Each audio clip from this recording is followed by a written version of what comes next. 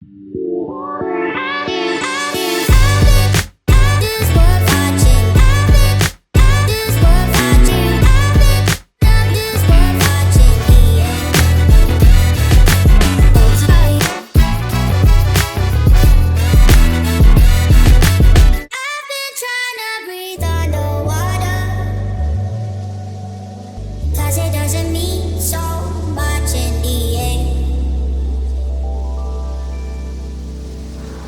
ต้นอูดูโอ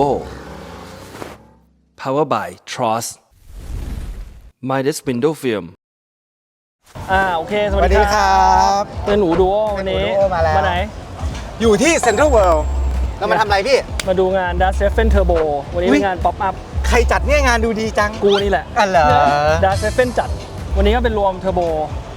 งานนี้มันคืออะไรเวลาเรียก Dust Seven น่ะคนจะนึกถึงงานใหญ่สิ้นปีอันนี้ไม่ใช่อันนี้จัดโดย Dust Seven ใช่เป็นงานเขาเรียกงาน Pop Up ก็คือจะเป็นรถที่เราจับมาเลี้ยงไว้แล้วคัดมาแล้วแล้วก็เป็นธีมที่แบบ Special Theme มีนิดPop Up ตรงนู้นตรงนี้ของปีอย่างเงี้ยแต่ไม่ใช่ Dust ใหญ่ที่แบบว่าทุกคนมารวมตัวแต่ว่าก็มาดูได้กันหมดอันนี้ก็คือ Invitation Only ใช่ก็รถที่เราเลือกมาแล้วเพราะว่าที่จอดตรงนี้มันไม่พอก็ใช่ถือว่าเป็นเทอร์โบก็เราก็เลือกมาเทอร์โบปีแล้วมี Mid Engine แล้วก็เลือก Mid Engine มาอะไรอย่างเงี้ยเราก็จะเปิดหน่อยจะเปิดให้คนจากที่เนี้ยมาดูได้อะไรเงี้ยแต่ตรงนี้เราจะกั้นจริงๆไม่อยากกั้นนะพี่แต่ว่าไม่ได้มันต้องค่อยๆเหมือนเวลาเราไปงานรถเมืองนอกเนี่ยไม่มีที่กั้นเลยแล้วคนก็จะ respect อ่ะคือไม่จับไม่เปิดไม่อะไรแต่ว่าตรงนี้คงไม่น่าจะรอดนักท่องเที่ยวเยอะไม่ได้มีแต่คนไทยไม่เข้าใจเท่าเราเขาอาจจะไม่เข้าใจเหมือนเราโอเคต่อแต่ว่าถ้าอย่างงานแดสเราก็โอเคทุกคนมาเข้าใจซะส่วนใหญ่เดี๋ยวนะพี่งานนี้เป็นเทอร์โบสเปเชียลแต่ไม่ใช่เทอร์โบทั้งหมดที่ Porsche ผลิตเฉพาะ911เทอร์โบเฉพาะ911เทอร์โบเพราะถ้าเอาเทอร์โบทั้งหมดที่ Porsche ผลิตมันที่จอดรถที่นี่ไม่พอเพราะว่าตอนแรกเราจะรวมหมดเลยตอนมาดูโอ้ไม่พอเพราะว่าคาเยนพานาเมล่าอะไรเงี้ยมันหลายรุ่นหลายคันอยู่ก็อาจจะไม่พองั้นเราก็โอเคงั้นเลือกมาแต่จุดเริ่มต้นของคำว่า Porsche Turbo เลยแล้วกันก็คือ911 The Widow Maker มาดูกันว่ามีรถอะไรบ้างป่ะสวยจังเลยสีนี้สีแดงอันนี้รถพี่ปิ้นก็จะเป็นรุ่นแรกๆนะครับอันนี้พยายามจอดให้เหมือนแบ็คดรอปอันนี้คือ930อย่างตอนที่แล้วที่คุยกันแบบบอกว่า930นี่คือ G Series Turbo เท่านั้นถ้าการชนย่นธรรมดาคือหรือ SC เนี่ยคือ G Series ไม่ใช่930จะได้เข้าใจตรงกันโอเคก็มาถึงรุ่นแรกเลยแล้วกันอันนี้ G Series Turbo หรือ930ทีเนี้ยถามไปทาง Porsche เขาบอกว่า Turbo ตอนนี้เป็นทั้งหมด8 generation อันนี้คือ generation 1ซึ่งจริงๆถ้าอูคงจะนึกออกว่ามันจะจริงๆจะเรียกว่า Turbo Carrera ถูกอันนี้คือตัวแรกเลยใช่ก็คือไม่มี intercooler เครื่อง 3,000 ดิบ 3.0 เทอร์โบใช่เหมือนอินังเพนคิลเลอร์ผมถูกใช่อันนี้ก็คือรถของคันนี้เพื่อนเราเองอย่าบอกชื่อว่าเดี๋ยวจะไปโดนไล่ตามซื้อโทนี่ของโทนี่คันนี้เขาเพิ่งรีสตอร์เสร็จแล้ววันนั้นโทรตอนที่พี่ไปยืมรถเนี่ยเล่าเรื่องเกี่ยวกับการรีสตอร์รถคันนี้ร้องไห้อยู่ครึ่งชั่วโมงเขาบอกว่ารีสตอร์อย่างยากลำบากคันนี้มันยากมากเพราะว่าอะไหล่หายากเพราะมันทำมากี่2 ปีก่อนที่จะมาเป็นรุ่น 3.3 ของมันจะเป็นพิเศษหลายๆอย่างมันคือดูง่ายๆเลยเนี่ยเปิดประตูไปปุ๊บเนี่ยช่องแอร์มันจะเป็นช่องแอร์เล็กคือข้างหน้าเนี่ยนะครับรุ่นใหม่ๆอันเท่านี้ใช่ไหม3.0 ในช่องแอร์มันอันเท่านี้เล็กมากแล้วข้างๆเนี่ยแทนที่เป็นอันอย่างนี้แม่งอันเท่านิ้วก้อย2 อันคือไม่รู้มันจะไปเย็นยังไงแล้วมันจะไปเย็นยังไงวะไม่รู้เขาก็บอกแล้วว่าแอร์เขาไม่เย็นเพราะว่าทำได้เย็นที่สุดคือแค่นี้เย็นที่สุดน่าจะรถผมใช่เพราะว่าแปลงตู้แอร์แต่ว่าช่องเดิมไอ้นี่เขาเดิมหมดเลยนะใช่คือมันไม่มีทางเย็นคอมแอร์อะไรเงี้ยแล้วบอกว่าอย่างแบบคือความรู้สึกที่แม่งหายากมากอย่างไอ้จะงอยฉีดน้ำไฟหายากมากนะแม่งโหดมากไม่มีแล้วโหดมากแพงมากทำไมหางหลังมันไม่เหมือนเทอร์โบที่เราเห็นกันทั่วๆไปเพราะว่ามันไม่มีอินเตอร์คูลเลอร์มันก็เลยไม่ต้องมีที่มันก็เลยเป็นเขาเรียกเทียนี้คือหางเวลเทลออริจินอลหางปลาวาฬจริงๆคือหน้าตาจะเป็นแบบนี้ไอ้นี่ขอบอกเลยนะไอ้เนี่ยหายากมากอย่าทำซีหายากมากอาจจะหาไม่ได้แล้วมั้งสมัยเนี้ยมันเป็น2 ชิ้นใช่แล้วก็คือหางแบบเนี้ยมันใช้อยู่กับไม่กี่รุ่นแล้วนี่ก็มีลายมาร์ตินี่ด้วยจากโรงงานใช่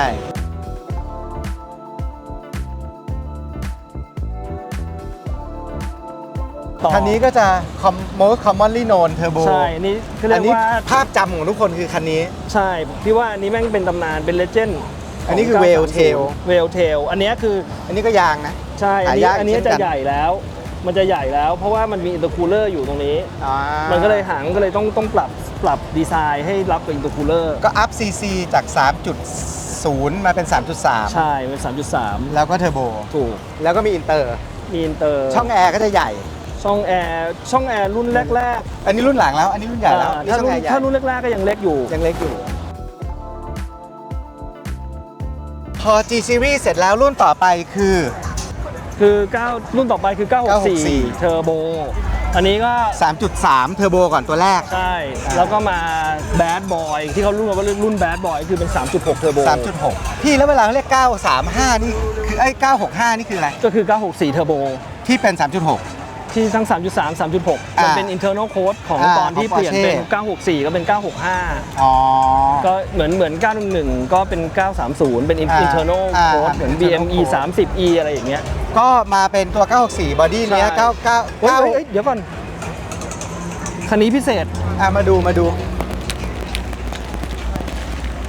คันนี้แม่งสุดมากข้างใน คันนี้เป็น exclusive option นะครับ คือสั่งทำสีสั่งทำภายในได้ จริงๆ Porsche เนี่ยสั่งทำได้เกือบทุกอย่าง ดู แคตตาล็อกสมัยก่อนออปชั่นเนี่ยมี 3 เล่มนะ คันนี้มีกรีดดูสี มาดู อันนี้ มาดู กูกรีดมาก สีภายในเป็นเขียวเกือบจะเขียวเดียวกับรถเลยนะ สวยมาก ดูดิทุกอย่างเป็นหนังหมดแบบทุกอย่างเป็นห คื นั อง หมด Porsche นี่เลือกได้หมดนะ ผมเคยเห็นคันนึงนะ ไอ้ตรงเนี้ยไอ้ช่องแอร์เนี่ยแม่งห่อหนังด้วย ใช่ อันนี้ อันนั้นประมาณ อันนี้ ประมาณ ยังไม่ 996 ไม่ได้เอาหุ้มหนังแอร์แต่ว่าไอเนี้ยหุ้มหนัง คอนโซลหุ้มหนัง คอนโซลหุ้มหนัง แล้วดูรถคันนี้ดูพรมมาดิเชี่ยยังไม่ฟูเลยอะโอ้โหสุดยอดป่ะ ผมเดิม อ ๆ คือสีนี้ถ้าเป็นไรไปก็ร้องไห้อ่ะ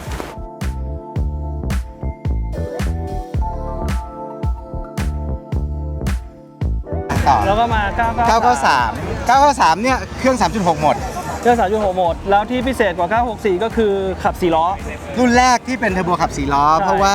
Porsche Turbo เนี่ยมันจะมีชื่อเล่นว่า Widowmaker ใช่ เพราะว่ามันแรงม้าเยอะมากแล้วขับที่ล้อหลังแล้วน้ำหนักทั้งหมดไปอยู่ข้างหลัง ใช่ มันทำให้เวลาวิ่งเนี่ยมันเป็น pendulum effect มันสวิง ใช่ แล้วก็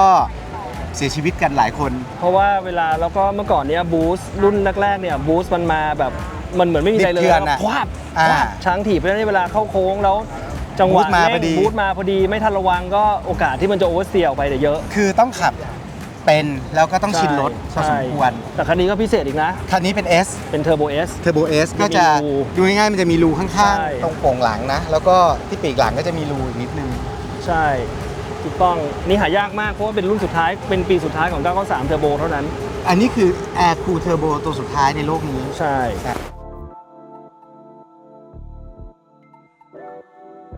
แล้วก็มารุ่นที่ 996 โมเดิร์นเริ่มยุคโมเดิร์นของ Porsche ก็คือ 996 เพราะว่าปรับจาก Air Cool เป็น Water Cool แล้วก็เปลี่ยนตาที่ทุกคนเกลียดนักเกลียดหนาแต่ส่วนตัวพี่ชอบนะ ผมก็ชอบนะผมว่ามันอวกาศมาก ใช่ โคตรซิ่งเลย ก็คือเปลี่ยนไฟ ครับ 996 เป็นอีกดีไซน์หนึ่ง อืม นะฮะ ตัวนี้มี 2 ไฟด้วย มีตาหวานกับตากลม ใช่ไหม ใช่ อ่า คันนี้ก็มีเบาะ ตา ส ห ปอ วา ร์ น ต กับ ซี ตา ท คม ต่ออะไรต่ออะไรนี่แบบพี่เคยมีจำได้ป่ะสีดำ จำได้ ขับ สีดำ ใช้อยู่หลาย สวยมาก ปีมากเพราะมันขับดีมากขับดีสุด คือความร้อนไม่ขึ้นแรงขับสี่ แอร์เย็น ปลอดภัยแอร์เย็นเพียงเพราะ เกียร์ออโต้ด้วยเกียร์ทิปโทนิกด้วย นั่นคือสิ่งที่ เพราะมันปีก่อนหน้านี้คือไม่มีเกียร์ออโต้มันมาเริ่มมีเกียร์ออโต้จริงๆอ่ะก็คือ 996 ก่อนหน้านั้นเป็นเกียร์ธรรมดาหมด 997 Turbo 997 Turbo ก็เป็นรุ่นที่พัฒนาจาก 996 แหละ ไฟกลับมาเป็นกลม ก็ สาวก Porsche กรีด คนอาจจะชอบถ้าเกิดพวกที่ติดกับภาพลักษณ์ของ Porsche 911 ว่าแบบนี้ก็จะชอบ 997 กว่า 96 แต่ส่วนตัวผมว่ามันคนละแบบนะไอ้นี่ก็จะ refine กว่า ใช่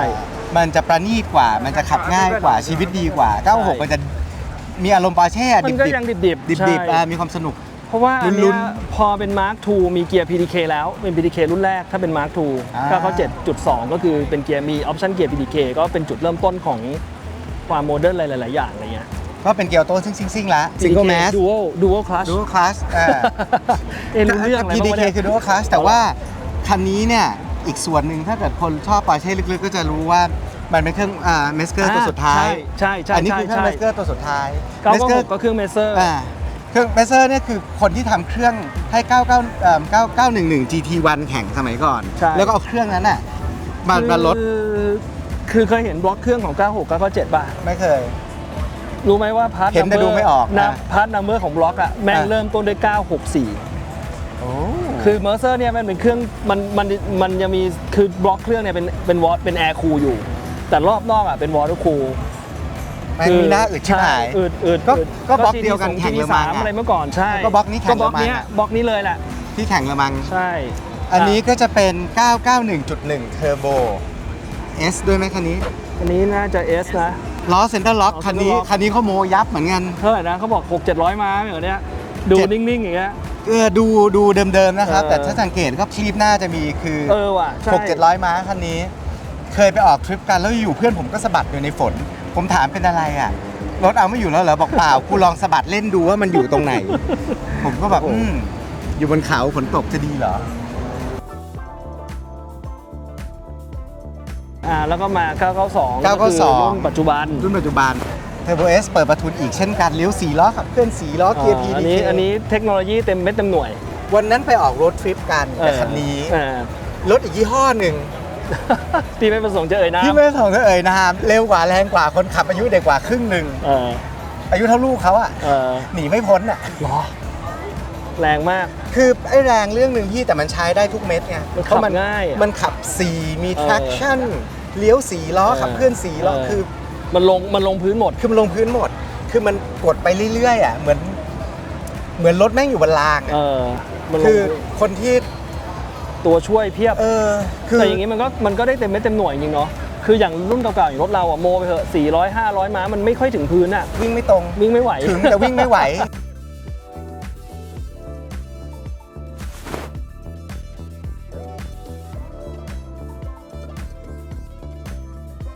รถมึงอะพูดมันรู้เรื่องนะไม่อยากพูดเลยกลัวโดนด่า คือสมัยก่อนอะรถเทอร์โบแม่งถูกคันนี้แม่งก็แบบ1.2 ล้านอะไรเงี้ยตอนซื้อร้านตอนก็ขาย 800,000 ทุกคนด่าไม่ให้ซื้อต้องกลับมาซื้อตอน1.2 ล้านตอนนั้นก็น้อยเนื้อต่ำใจตอนนี้เท่าไหร่น้องนนท์ถามรถเดิมๆตอนนี้17 ล้านไม่ขายโอ้โหเอางี้คันนี้จริงๆอ่ะโดยพื้นฐานก็เป็นเทอร์โบคาเรล่าด้วยนะคันนี้คือเทอร์โบคาเรล่า 3.0 non intercooler พื้นฐานนะคือตอนนี้ราคาแม่งแบบบ้าเลือดไปแล้วอะแต่ว่ามาถึงอู่มันไม่ได้สภาพนั้นต้องเอาใช่ไหมตอนมาถึงผมแย่กว่านั้นอีกพี่เหรอมันคือคาเรล่าเทอร์โบซึ่งส่งมาให้ roof upgrade เป็น roof intercooler gauge ทั้งหมดเป็น roof หัวเกียร์พวงมาลัย roof คือ roof มาทั้งคันคือเป็น roof มาเอาล่ะก็คุณก็ดูแลมันอย่างดีกลายเป็นตอนนี้ก็เลยกลายเป็น RWB ไม่อะไรชื่อเพลงคิลเลอร์นะครับคันนี้มีรีวิวอยู่ในช่องอยู่แล้วดูได้นะคันนี้ทำพร้อมซิตี้ไปดูในช่องคันนี้มาเจ้าของรถมาพอดีเจ้าของรถแบบไม่รู้ตกลงใครเป็นเจ้าของอันนี้ไม่ใช่ผมครับไม่ใช่ผมบอกหน้าให้แทนเอางี้ได้เชิญอาจารย์โดนเล่านี่อ่ะก็อันนี้น่าจะเป็น 930 Turbo Targa 930 พี่อธิบายคลิปที่แล้วใช่ไหมเป็นก็แปลว่าเราติดตาม G Series Turbo G Series Turbo แล้วมันทำ Targa มาจริงๆ Turbo ไม่เคยมี Targa มีแค่เจนแรกผลิตมา100กว่าคัน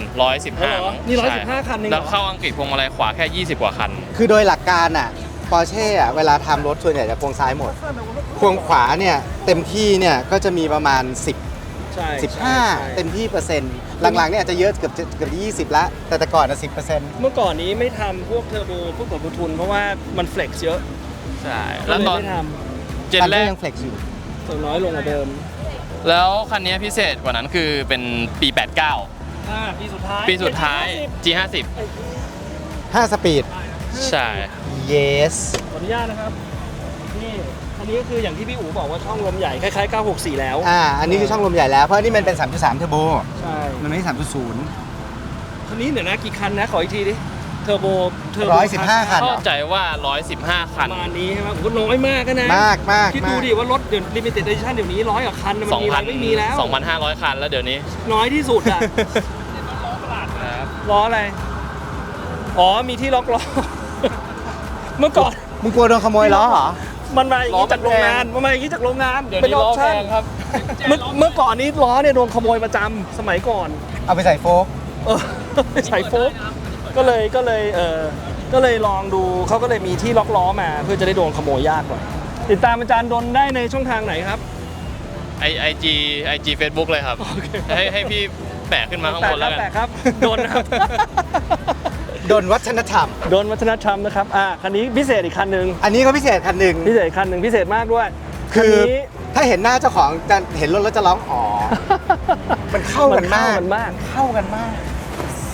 3.6 เทอร์โบ Turbo Bad Boy 964คันนี้พิเศษมากพี่เคยเชื่อไหมว่าพี่เคยเห็นคันนี้ใหม่ๆเลยพี่แอบเข้าไปที่เอสไปทำอะไรก็ไม่รู้ไม่ได้มีรถอะไรเขาหรอกแล้วเจอคันนี้จอดอยู่ ซึ่งคันนี้เขาบอกว่าเป็นรถ Exclusive จริงๆใช่แล้วเขาเรียกว่า Exclusive แล้วตอนนั้น 964เป็น Exclusive แล้ว Paint to Sample สีม่วงแล้วข้างในฮะ เป็นเบาะเทาตัดม่วง เขาทุกอย่างม่วงหมดออปชั่นทุกอย่างที่มีแม่งกดออกมาเป็นแบบนี้ คือยังดีนะมีสีเทาให้หน่อยนึง ใช่ แล้วก็สุดคือตอนที่พี่เห็นน่ะไม่ได้อยู่ในสภาพนี้นะ ตอนที่พี่เห็นเนี่ยทุกอย่างที่เป็นเงินน่ะมันเป็นทอ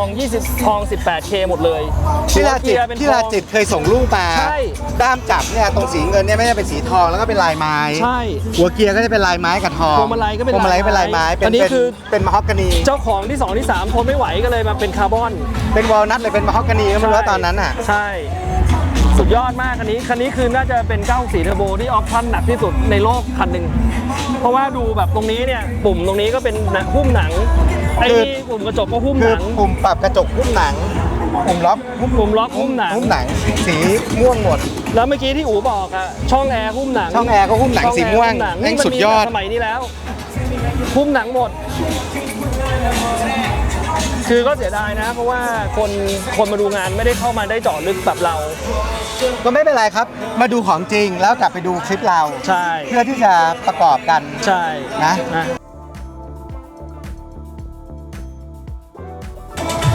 คันนี้เป็น 964 Turbo S 3.3 Turbo S 3.3 Turbo S เป็นรุ่นพิเศษก่อนที่จะออกมาเป็น 964 3.6 Bad Boy ซึ่งค่าจะปีสุดท้าย อันนี้คือเหมือนแบบก่อนจะหมดก่อนจะ ก็ลัสก็สไตล์ปอร์เช่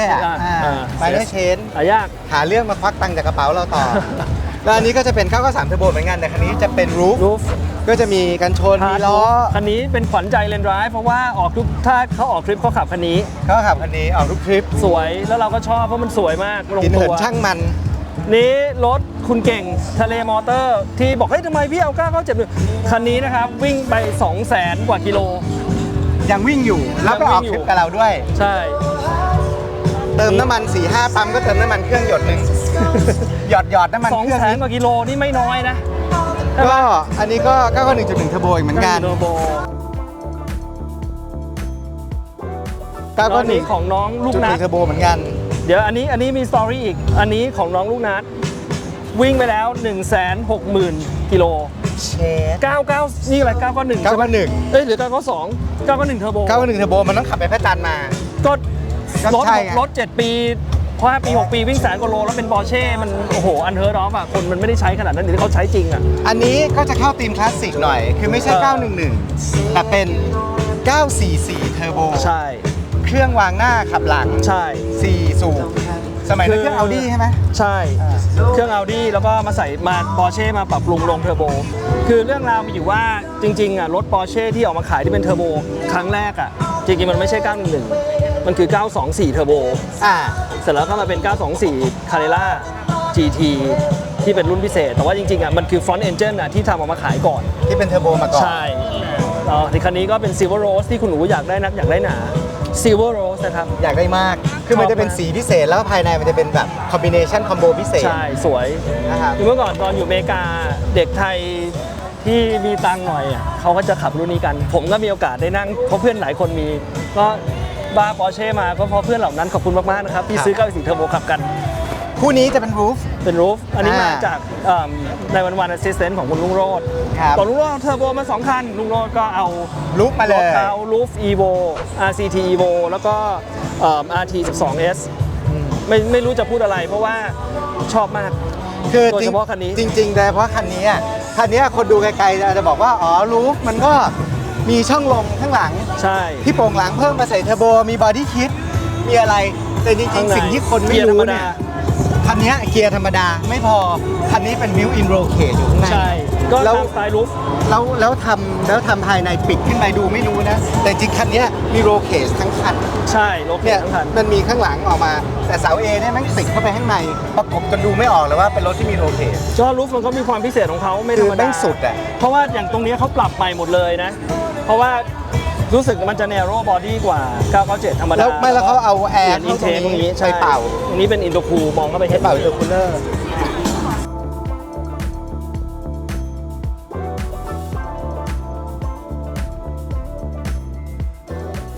โอเค ก็เนี่ยแหละครับงานเทอร์โบก็ได้รับความนิยมอยู่คนเต็มเลย คือจริงๆจัดตรงนี้สนุกเพราะว่ามัน Open to Public คนก็จะเดินเข้าไปเข้ามาได้อะไรอย่างเงี้ยโดยได้ทราฟฟิกค่อนข้างจะ ห เย วังว่า อะ งานแบบนี้จะทำให้คนเข้าใจ Porsche มากขึ้น ใช่ แล้วก็ชอบ ครับ แบรนด์ที่เรารักมากขึ้น ใช่ นะครับ ก็พยายามให้คนได้สัมผัสอะไรอย่างเงี้ย งานดีๆแบบนี้ติดตามได้ที่ Dash Raven Max แม็กครับ IG ครับ แล้วก็เต้นอูโดมีแน่นอนทุกงาน นะครับ ครับ เสื้ออันนี้ของ Carnival อันนี้เสื้อ Excellent Carnival Drive ไม่ใช่อันนี้ Excellent Drive อันนี้ Excellent Drive X-Class Raven อันนี้ Excellent เออ โอ้ Excellent Drive ด้วย ว Carnival งได้เป็นคานิวาลด้วย มีคน เราวัยรุ่นเต็มที่ มีแต่คนขอติ๊กเกอร์นะ แต่ไม่มีใครให้เราทำเมอร์ชันไดเลยอ่ะ ติ๊กเกอร์เต้นอูโดเหรอมียัง จากติ๊กเกอร์ แจกติ๊กเกอร์อะไรก็ได้ จากติ๊กเกอร์วันนี้ถ้าเกิดใคร อะไรดีอะง่าย Porsche 911 Turbo มีทั้งหมดกี่รุ่นพี่พูดไปแล้ว ๆกี่เจเนอเรชัน กี่เจเนอเรชันไม่ใช่รุ่นนะ เจนนะ เพราะรุ่นมันแตกเยอะมาก ใช่เจน เอาเจน เดี๋ยวมาเปิดให้ดูเลยว่าจะให้อะไร ไป เต้นอูดูโอติ๊กเกอร์ เราให้ทั้งอูวินเทจเต้นเซอร์การาชแล้วก็เต้นอูดูโอด้วย เดี๋ยวเอาไปให้เลย3 อัน ส่งไปให้ เดี๋ยวเราส่งไปให้นะ จ่อไว้ แบบนี้เลยนะ โอเค เอ๊ะ วันนี้หนูก็ขับอะไรนะ เรียกว่าอะไรนะแรกไม่ใช่ จิปซี่แม่งตั้งชื่อรถกู จิ อี ป กแล้ว ซี่มาแล้วก็วันนี้ผมขับอัลฟี่มานะ ออกเดินถนนแล้วเดี๋ยวจะมีอัปเดตให้เร็วๆนี้ เพิ่งได้กลับขึ้นมา พี่นั่นทำให้มันดูเก่าหรือแม่งเก่าจริง มันทำให้ดูเก่าครับ เป็นลุคเป็นลุค เป็นลุคเป็นลุ เอ ค นี่ถ้าให้ดูเนี่ยมันจะสติ๊กเกอร์มันจะเป็นเก่า เดี๋ยวค่อยไป เดี๋ยวลองดูนะ อัปเดตยี่เยี่ยสกปรก เดี๋ยวลองดูนะ ไม่ออกอ่ะ โอเคไปเราเจอกันครับเป็นพิโซดหน้าขอบคุณทุกคนที่ติดตาม ขอบคุณครับสวัสดีครับ